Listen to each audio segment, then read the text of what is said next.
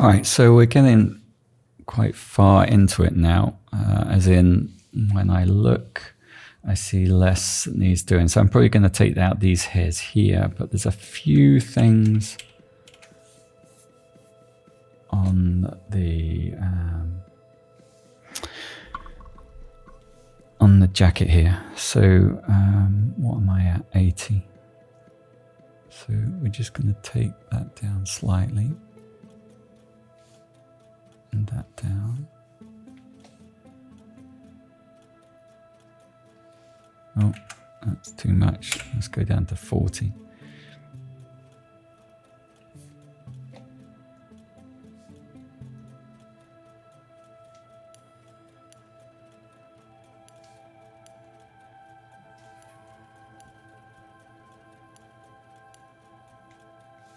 Again, we just want to take down the distractions.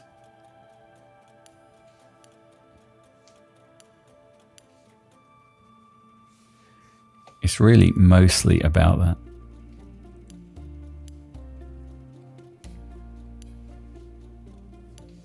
You know, where you're keeping the, not changing too much, but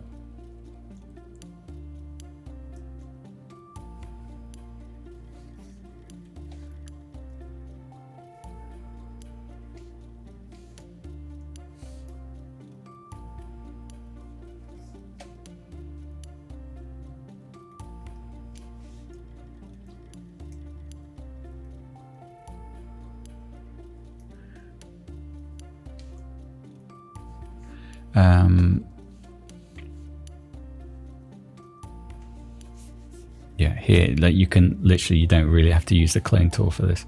You can just use like a base color and put it on like 20% and just, or 30, and then just, dab. So you're just dabbing down the highlights. There's many ways you can do this. If you really want to do it over the whole lot, so there's no highlights above a certain point, you would do a whole layer and then just do a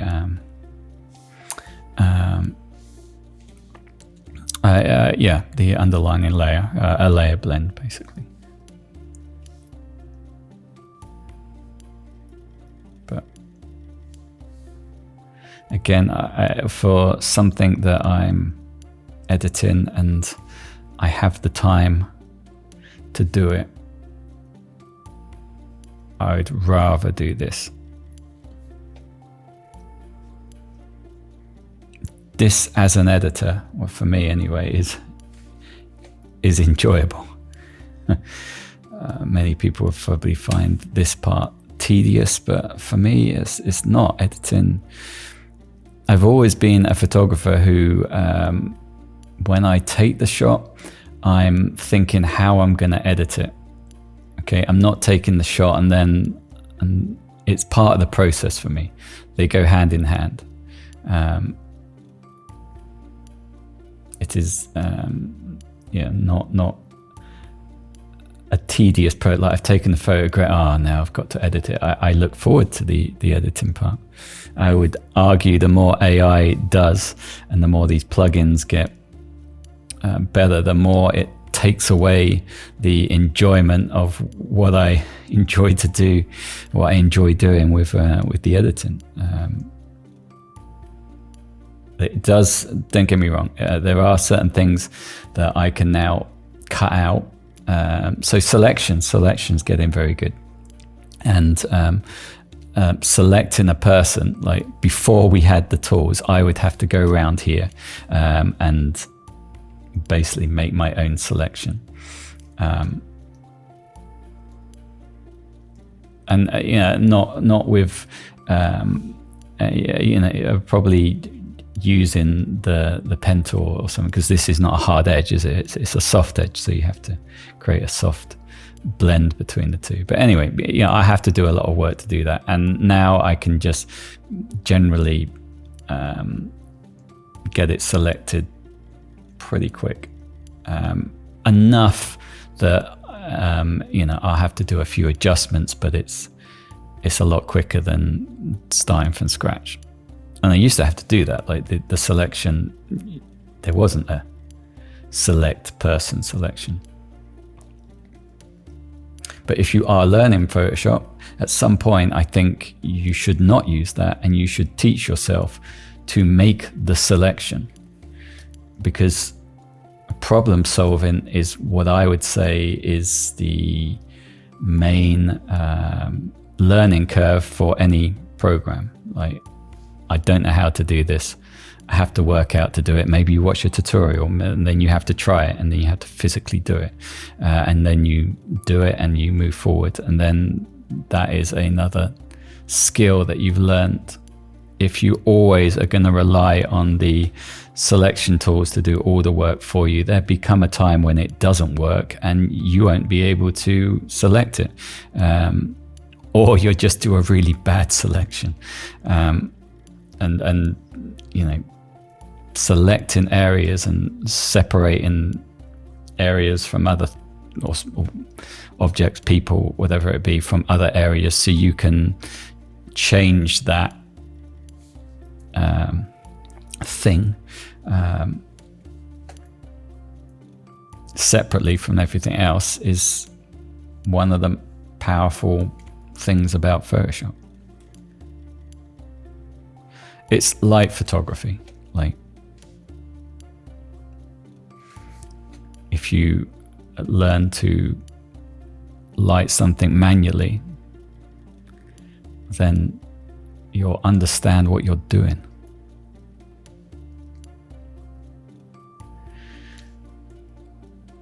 It's I have, it's like if you've got a phone and you do amazing shots with your phone, you know, yes, you'll be better than me at doing it. I don't really use my phone for anything other than family shots and things, and I've seen some photos and they are amazing what you can do, but are you a photographer? I think to be called a photographer, you need to understand the process of photography and what a camera does and how it works and shutter speeds, and you know, maybe you're an artist, maybe you're an artist with your phone photography, but I would argue that you're not really and many people are probably not like that, but I would argue that you're not a photographer, you're an artist.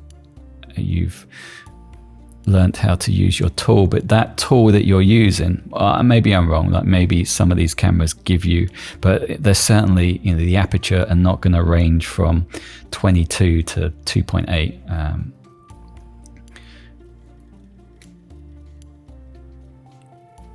And how manual is it? You know,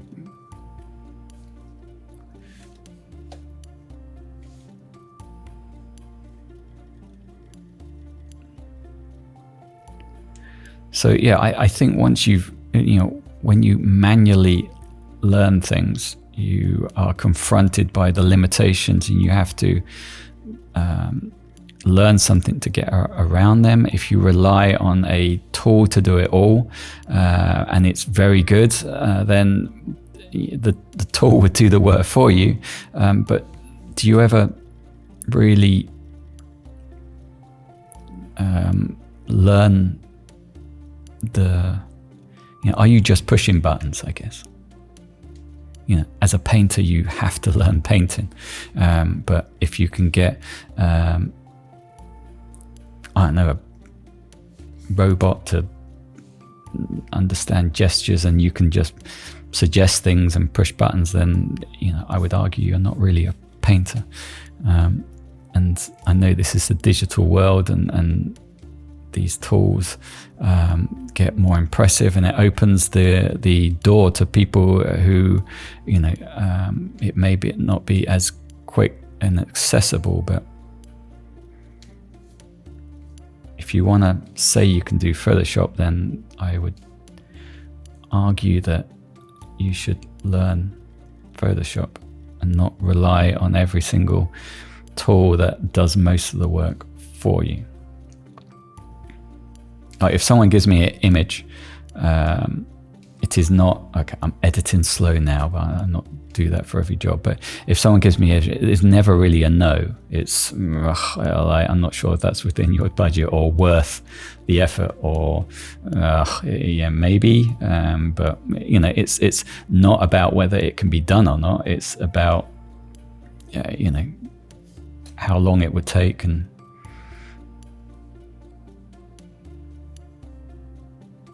you know, is there a quicker tool to do it? And yeah, it's possible. That's a manual thing. There's nothing out there that's really going to select it or do it or change it quick enough for it to be within your budget. And that's the limitation, not the can it be done. All right, so let's have a look. So what was I doing that whole time? So I'm just generally, can you see that?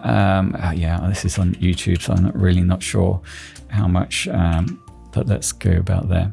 So it's subtle, yeah, but it's just less irritation. It's like if that was a perfect top and it was lit perfectly and it just needs to be there to do its job, that you're wearing a top and it's not important, but it is there to do its thing, then I would argue that that's where it needs to be. So now when I pull back and we look, this is just a texture. It's a pleasant texture that as a top that my dad is wearing. It's not important, yeah, but it's only not important when you take out all the irritations. You know, there's hairs on here, there's bits of dust. Okay, so we're taking those out, and then the highlighted areas that really, you know, are pulling for your attention are taken back. Then again, it is more in the background and it's just pleasantly there. And that's, like, I'd say a little bit more work to be there, maybe a little bit here and there, but you know, it's getting there. This is now just the top.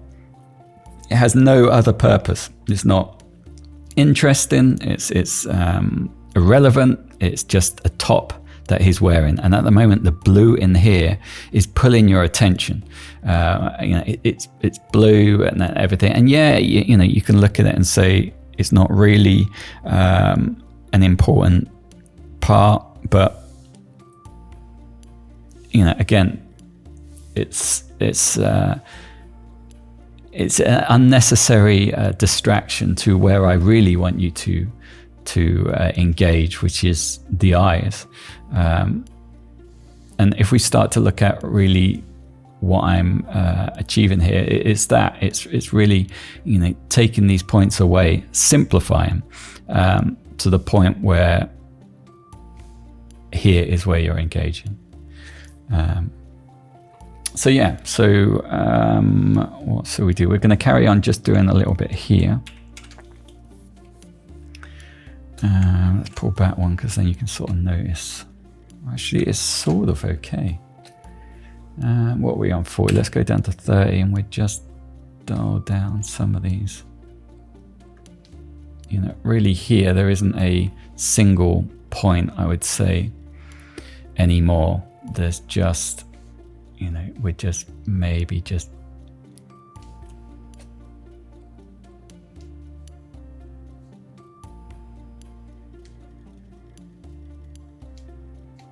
it's just an average sort of amount of, we can probably take some of this down.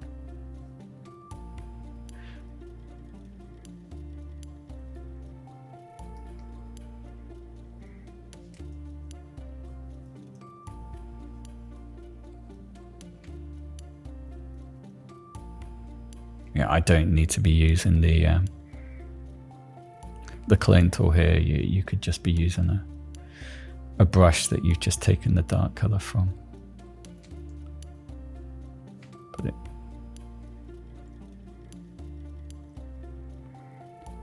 And this is the other thing I would say about editing high-res images, is that there isn't really a pixel separation from any mask.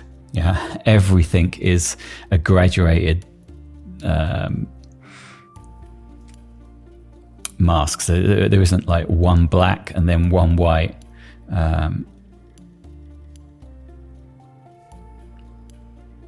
pixel. It's a gradient through the grays. So here it's blurred, but even on quite sharp edges on high res images, it's still 2 or 3 pixels before. And I very rarely find that I'm making a mask in that way. I don't really.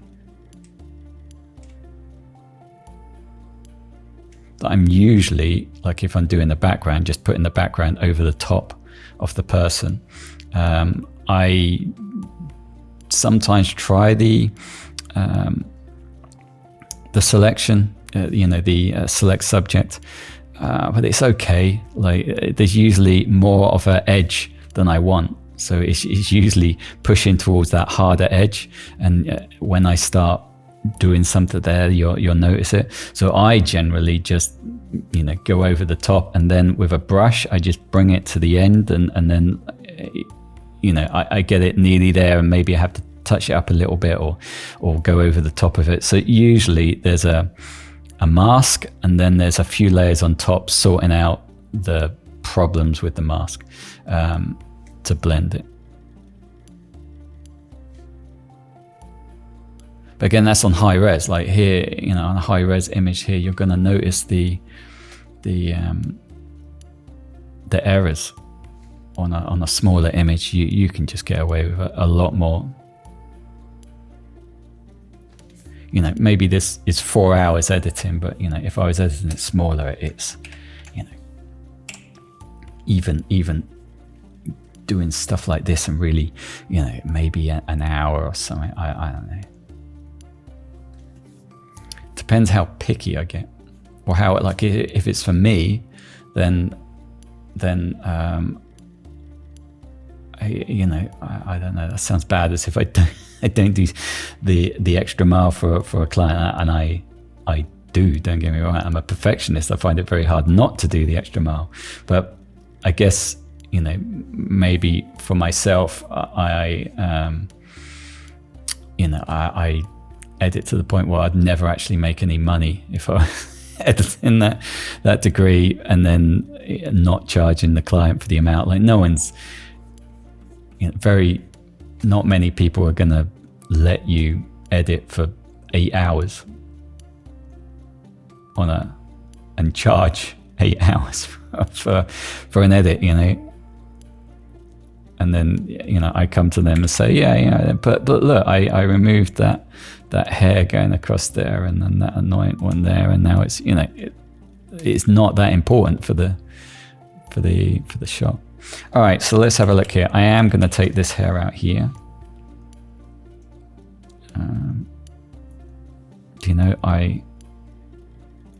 My eyebrows, although sorry, Dad, but there's quite a lot of stuff going on here, and I start to feel that the route that my eyebrows would go, I find wiry wires in now. I have to. The gift of getting older.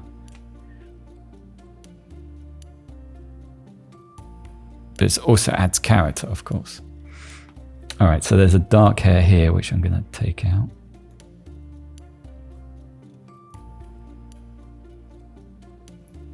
And then I'm going to really lighten this too.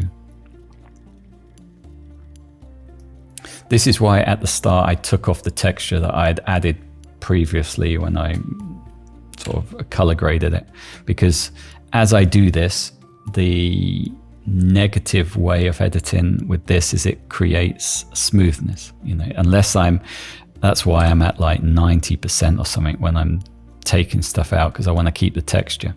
But I could do a frequency separation. I just use this, but you can set it up on actions.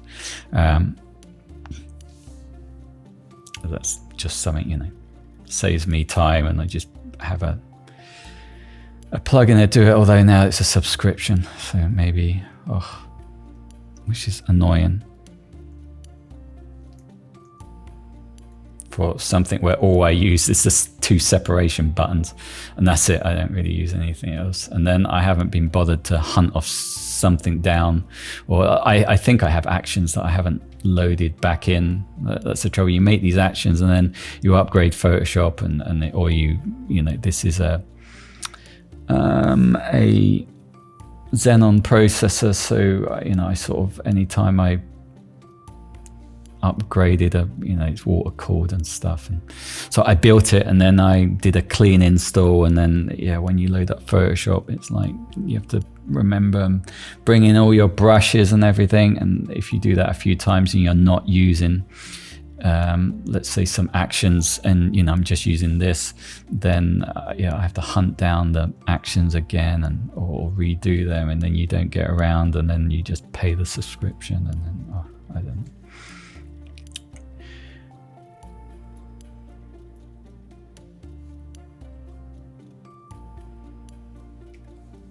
I'm a bit more a believer in paying once, and I'd rather pay a lot and just have it rather than have to pay every year a smaller amount, but by the end of it I've paid more. Lifetime deals, I'd rather pay a lot and never have to worry about it again. All right, so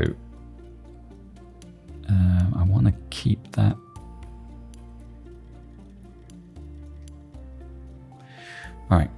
All right, so the eye. I was going to do the eye. I've got about 10 minutes. I reckon I can probably do the eye. Let's go down to 30, because again we just want to dial down this hair.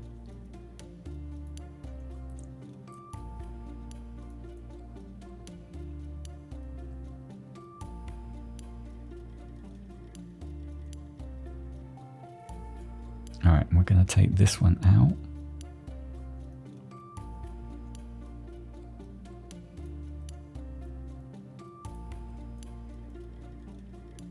Sometimes I click so fast that it doesn't register my click. Let's go a little bit bigger.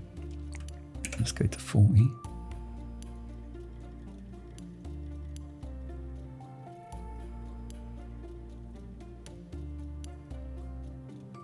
And I have my Wacom tablet, and then I have a monogram, I can't remember what it is, to do the brush sizes. And it has other buttons and twists and God knows what, but although I've programmed all of them to do stuff, I can swap to different tools, and they are actually done. I have used them, but when I'm editing like this, I'm generally not really switching tools or anything, and then I, after a while, forget what they even do. And then again, when I get a job and it matters and it speeds up the thing, then I start using those buttons again. But for this, I don't. But the brush size dial is the best that I've come across, and I tried a load of these little things because I just need to be able to adjust the brush size. But it is annoying when you go to this because the brush size does not work with this. It swaps to, like you can see, it swapped. This is actually the brackets, and then it doesn't work, and that's quite annoying. All right, so it's pretty good. I need to do in here. Let's go down to 30% or maybe 20, because we wanna actually make that hair join up.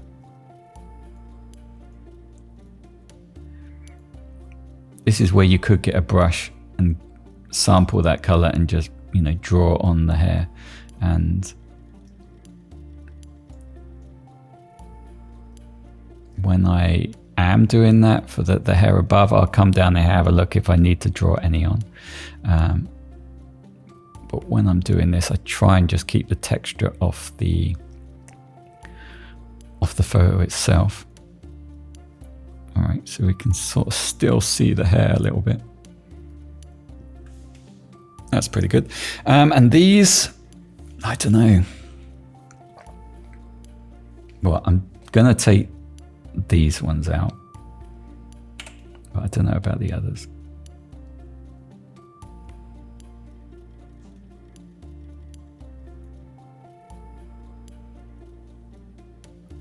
So that one's gone. I'm definitely going to take this one out.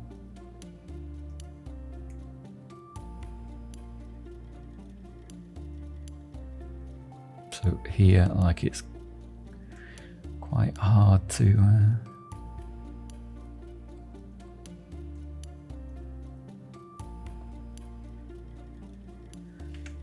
so what I'm trying to do is not take that dark area.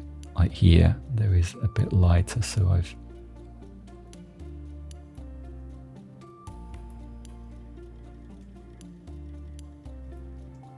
again sort of, you don't want to take all the texture out.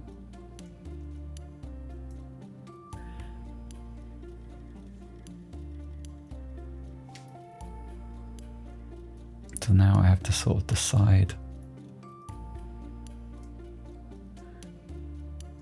And you could go, okay, frequency separation, and you can separate the detail and then you can hide. But, you know, for such detailed areas like this, and I'm making the decisions as I go, this is, I guess, pixel choosing. Meanwhile, the other one, again, is sort of more of a blanket. Well, it's not really, I guess. But anyway, this is the technique that I generally find better. So now I've gone to 10% and I'm just dulling down because I don't really know what I'm gonna do, because that's not good. So maybe I go like very and just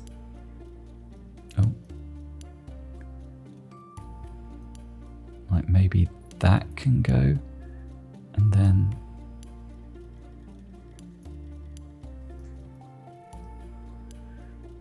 maybe what it actually needs is a separation here, and this hair's too thick.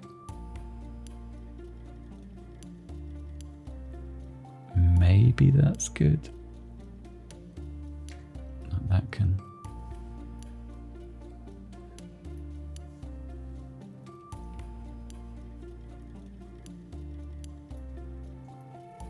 So I'm probably going to add some hairs here. And yeah, I don't know, that's not really where I want it. Like, this is very natural and this is not. But for now, I will deal with that later. All right, so I've got 2 minutes. So this is a little bit dark. I'd probably lighten that up. But most of this is good. So probably I'm going to start on the hair here. So again, it's always the same thing. So we want to simplify it. So this hair in here, yeah, we're going to take out. We're going to extend that, but we want to.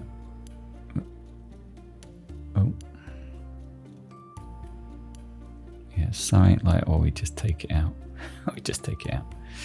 And then here, look, this is pretty tedious stuff. Like, I don't know many people who would look at this and go, this is the thing. But we want to, and we can go a little bit. Usually it's 70-80% when I'm doing this. We're just going to take out the hair. Okay. And again, we're at high res here, and on a Sony we're even more. And when you're doing this, the remove tool, I don't know, probably not do that a good job. And if you look at a lot of my work, the hair is generally not distracting. There's nothing really there that's fighting for your attention. It's because I've done this. And this is back in the day why Studio 100 came to me, because editing hair is not easy. It is this. And I've got brushes that imitate hair that I have to adjust a little bit for, depending on how thick a hair is. Like this hair is about 2 pixels width. With the Sony, if I get any, maybe a 3 pixel width. So then you need it pressure sensitive. So when you do the hair, it ends in a point. But that's actually an interesting point, that when you get down to a lower res, it's actually harder to, it's quicker, but it's harder because the hair, maybe it's only 1 pixel. And then if I use a tethered brush at 1 pixel, then it's actually hard to actually get 100% or a decent amount of, let's say, ink down on the canvas to even draw a hair, because it's so thin, and you still need it to sort of be tethered. So you end up with these hairs that can end abruptly, which doesn't match natural hair. So editing hair at high res is, to draw, like using a brush to draw, is a lot easier to make it look like a hair than working on a lower res image. So if I'm editing people, there's a certain like if it needs to be edited well, there's a certain level of file size. Like 4K is generally what I would say. If I go less than that on the hair, there's going to be times where I can't really just do this sort of technique. Not that it's always necessary, but it rules out a lot of high-end editing because it's so low quality that there isn't enough information there to be editing. It's a texture. The hair becomes just a texture, and you can, make more texture, but you can't really, let's say if there's a complicated area and you want to neaten it up, maybe there's a load of hairs going the other way and you want to get that whole section so it's flowing all in the same way. It'd be a point where I'd argue to the client, if I edit it at that size, it's going to take a long time to do that, because I haven't really got much to work with, and I'm more working with a texture to reproduce a texture going the other way. So probably what I'm be doing is copying an area, flipping it, and then trying to get that texture going the opposite way than if I was to actually have a higher res image and I'd just draw hairs over it, and I probably do it. I find it an easier process to do. Whether it'd be quick or not, I don't know, but it gets so low that it's just a lot of effort for a low res image, when you might as well have a higher res image that would be future proof, and the choice of editing would be easier. All right, so I think we're at half an hour. So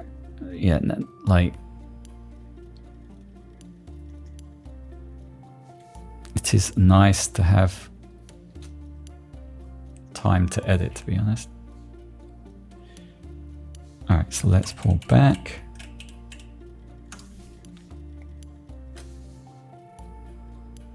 So if we look where we are,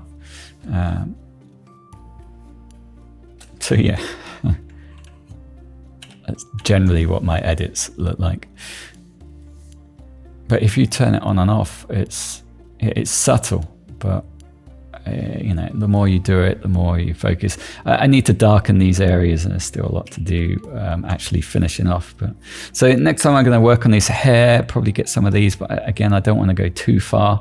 And then it's the background. I might go a little bit lighter in the background, and then I have to blend it, and then add a little bit of noise. And then usually just add in I guess add in detail back in, like sharpening light in the eyes, maybe making these wrinkles just a tad darker, bringing it out, and that type of stuff. Anyway, I shall leave it for there.